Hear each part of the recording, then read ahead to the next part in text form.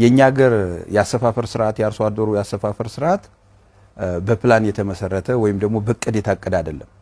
በራሱ ጊዜ ተበታትኖ የሚኖር ህብረተሰብ ነው። ስለዚህ እኛ አሁን ያንን ወደ አንድ ማምጣት ነው። ለተበታተነ ማህበረሰብ ሙሉ የሆነ የመሰረተ ልማት አገልግሎት ልታቀርብ አትችልም። እዚህም እዚያም ላለ አርሶ አደር መንገድ ልትሰራ አትችልም። አርሶ አደሩን የመንገድ ተጠቃሚ፣ የውሃ ተጠቃሚ፣ የመብራት ተጠቃሚ፣ የጤና አገልግሎት ተጠቃሚ፣ የትምህርት አገልግሎቶች ተጠቃሚ ለማድረግ ከተፈለገ አርሶ አደሩ ሰብሰብ ማለት አለበት።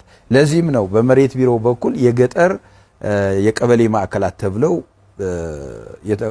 የተመረጡ ሳይቶች አሉ። ወደዛ እንዲመጣ የማድረግ ስራ ይሰራል። ወደዛ በሚመጣበት ጊዜ በተለይ ደግሞ የሴትልመንቱ የሰፈራ ስራው ምርታማ የሆኑ ቦታዎችን መስፈሪያ እንዳይሆኑ የማድረግ ፕሮዳክቲቪቲያቸው ጥሩ የሆኑ አካባቢዎችን ለምርት አገልግሎት፣ ፕሮዳክቲቪቲያቸው ዝቅተኛ ወይም ምርታማነታቸው ዝቅተኛ የሆኑ አካባቢዎችን ለሰፈራ፣ ይሄ ሳይንሳዊ በሆነ የመሬት አጠቃቀም እቅድ የሚፈታ ነው።